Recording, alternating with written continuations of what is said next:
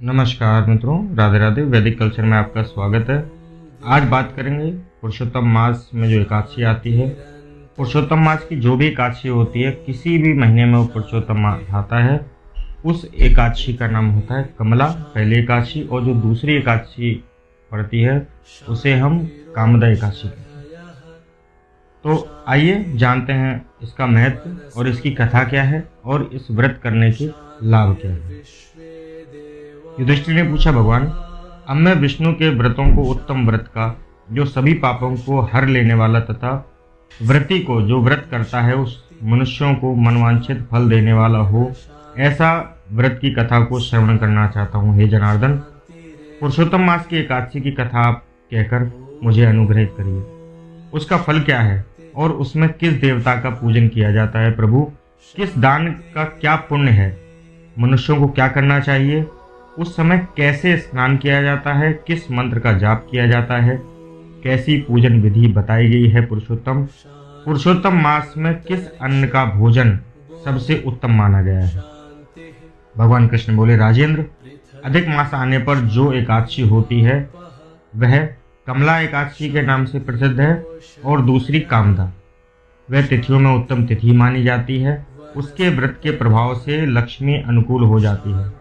उस दिन ब्रह्म मुहूर्त में उठकर भगवान पुरुषोत्तम का स्मरण करें और विधि पूर्वक स्नान करके व्रत करने वाला वे पुरुष या स्त्री व्रत का नियम धारण करे।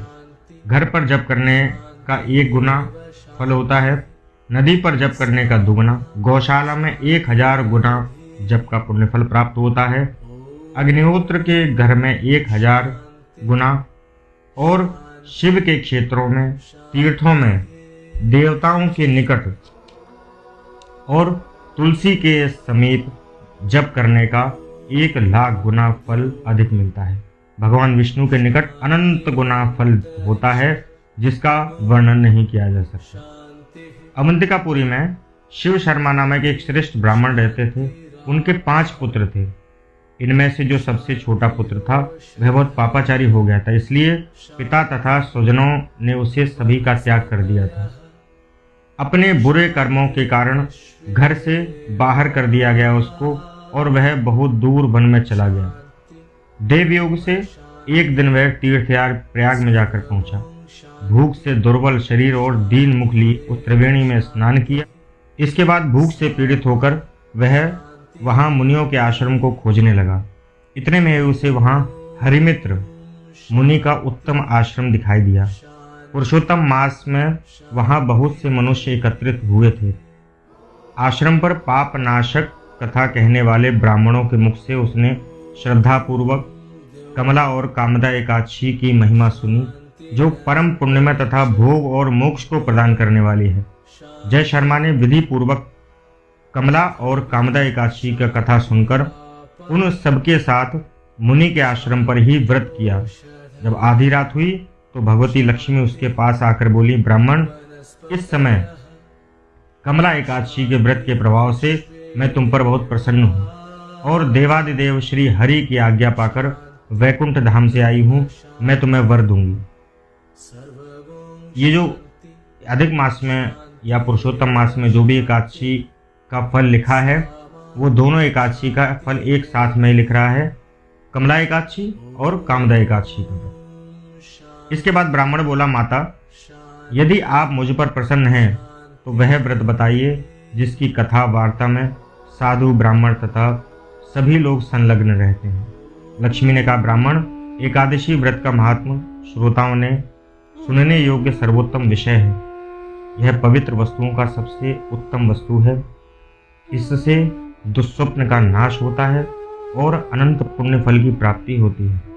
अतः इसका यत्न पूर्वक श्रवण करना चाहिए। उत्तम पुरुष श्रद्धा से युक्त होकर एक या एक से अधिक श्लोक का पाठ करने से भी करोड़ों महापातकों से तत्काल मुक्त हो जाता है व्यक्ति। जैसे मासों में पुरुषोत्तम मास, पक्षियों में गरुण और नदियों में गंगा श्रेष्ठ है, उसी प्रकार तिथियों में द्वादशी तिथि उत्तम तिथि मानी गई है। समस्त देवता आज भी एकादशी के व्रत के लोभ से भारतवर्ष में जन्म लेने की इच्छा रखते हैं। देवगण सदा ही रोग शोक से रहित भगवान नारायण की पूजन करते हैं। जो लोग मेरे प्रभु भगवान नारायण के नाम से सदा भक्ति पूर्वक जप करते हैं, उनकी ब्रह्मा आदि देवता सदा सर्वदा पूजा करते रहते हैं। जो लोग श्री हरि के नाम में संलग्न रहते हैं, उनकी लीलाओं, कथाओं और कीर्तन में तत्पर रहते हैं और निरंतर हरि की पूजा में निवृत्त रहते हैं, प्रवृत्त रहते हैं, वे मनुष्य कलयुग में कृतार्थ हैं। यदि दिन में एकादशी और द्वादशी हो तथा रात्रि बीतते बीतते त्रयोदशी आ जाए, तो उस त्रयोदशी के पारायण में 100 यज्ञों का पुण्यफल प्राप्त होता है। व्रत करने वाला पुरुष चक्र सुदर्शनधारी देवादिदेव श्री विष्णु के समक्ष निम्नांकित मंत्र का उच्चारण करके भक्ति भाव से संतुष्ट चित्त होकर उपवास करे। यह मंत्र कौन सा है? एकादश्याम निराहारम स्थित्वाहम परेहनि भोक्ष्यामि पुंडरीकाक्ष शरणम में भवाच्युत। हे कमलनयन भगवान अच्युत, मैं एकादशी को निराहार रहकर दूसरे दिन भोजन करूंगा, आप मुझे अपनी शरण में लें। इसके बाद व्रत करने वाला मनुष्य मन और मन इंद्रियों को वश में करके गीत, वाद्य, नृत्य और पुराण पाठ आदि द्वारा रात्रि में भगवान के समक्ष बैठकर जागरण करे और द्वादशी के दिन पुनः उठकर स्नान के पश्चात जितेंद्रिय भाव से विधि पूर्वक भगवान विष्णु की पूजा करे, अर्चना करे। एकादशी को पंचामृत से जनार्दन भगवान विष्णु का अभिषेक करके द्वादशी को केवल दूध के स्नान कराने से श्री हरि की सायुज्य नाम की भक्ति प्राप्त होती है। पूजा करके भगवान से इस प्रकार प्रार्थना करें कि अज्ञानतिमिरान्धस्य व्रते नानेन केशव प्रसीद सुमुखो भूत्वा ज्ञान दृष्टि प्रदो भव। हे केशव, मैं अज्ञान रूपी अंधकार में हो गया हूँ, आप इस व्रत से करने से प्रसन्न हो और प्रसन्न होकर मुझे ज्ञान दृष्टि प्रदान करें। इस प्रकार देवताओं के स्वामी देवादिदेव भगवान गदाधर से निवेदन करके भक्ति पूर्वक ब्राह्मणों का भोजन कराएं और उन्हें दान दक्षिणा दें। उसके बाद भगवान नारायण की शरणागत होकर बलिवैश्य देव की विधि पूर्वक पंच महायज्ञों का अनुष्ठान करके स्वयं मौन हो अपने बंधु बांधव के साथ भोजन करें। इस प्रकार जो शुद्ध भाव से पुण्यमय एकादशी का व्रत करता है, वह पुनरावृत्ति से रहित होकर बैकुंठ धाम को प्राप्त करता है। पुनरावृत्ति का मतलब होता है जन्म और मरण के कुचक्र से, बंधन से मुक्त हो जाना। भगवान कृष्ण कहते हैं, राजन, ऐसा कहकर लक्ष्मी देवी उस ब्राह्मण को वरदान देकर वहां से अंतर्ध्यान हो गई। फिर ब्राह्मण भी धनी होकर पिता के घर पर आ गया। इस प्रकार जो कमला और कामदा एकादशी का उत्तम व्रत करता है और एकादशी के दिन इस महात्म को सुनता है, वह सभी पापों से मुक्त हो जाता है। हे जनार्दन, युधिष्ठिर बोले, हे जनार्दन, पाप का नाश और पुण्य का दान करने वाले एकादशी का महात्म का आप पुनः वर्णन कीजिए, जिससे इस लोक में पाप करने के बाद भी मनुष्य परम पद को प्राप्त कर सके। भगवान कृष्ण का, राजन, शुक्ल या कृष्ण पक्ष जब भी एकादशी हो, उस दिन व्रत करें, क्योंकि वह मोक्ष रूप और सुख बढ़ाने वाली होती है। कलयुग में तो एकादशी ही भवबंधन से मुक्त करने वाली होती है, संपूर्ण मनवांछित कामनाओं को पूर्ण करने वाली और सभी प्रकार के पापों को नष्ट करने वाली एकादशी का व्रत है। एकादशी रविवार को किसी मंगलमय पर्व या के समय या संक्रांति के दिन हो तो सदा ही उस व्रत को अवश्य करना चाहिए। भगवान विष्णु के प्रिय भक्तों को एकादशी का त्याग कभी नहीं करना चाहिए। जो शास्त्रोक्त विधि से इस लोक में एकादशी का व्रत करते हैं, वे जीव मुक्त होकर भगवान के परम पद को प्राप्त होते हुए देखे गए हैं। युधिष्ठिर ने पूछा, हे भगवान श्री कृष्ण, वे जीवन मुक्त कैसे हों और विष्णु रूप कैसे होते हैं? मुझे इस विषय में जानने के लिए बड़ी उत्सुकता हो रही है, कृपा करके मार्गदर्शन करें। भगवान कृष्ण बोले, राजन, कलयुग में भक्ति पूर्वक शास्त्रीय विधि के अनुसार निर्जल रहकर एकादशी का उत्तम व्रत जो लोग करते हैं, वे विष्णु रूप तथा जीवन मुक्त क्यों नहीं हो सकते? एकादशी का व्रत के समान सब पापों को हरने वाला तथा मनुष्यों को समस्त कामनाओं को पूर्ण करने वाला पवित्र व्रत दूसरा कोई नहीं है। दशमी के दिन एक बार भोजन करें। एकादशी के दिन निर्जल व्रत तथा द्वादशी के दिन पारायण करके मनुष्यों के परम पद को प्राप्त करता है।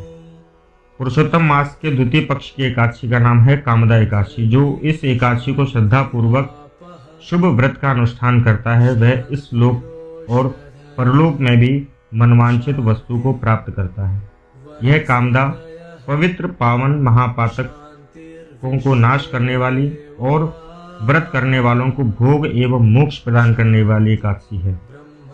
हे नरश्रेष्ठ, कामदा एकादशी को विधि पूर्वक पुष्प, धूप, दीप, नैवेद्य, फल आदि द्वारा भगवान पुरुषोत्तम की पूजा करनी चाहिए।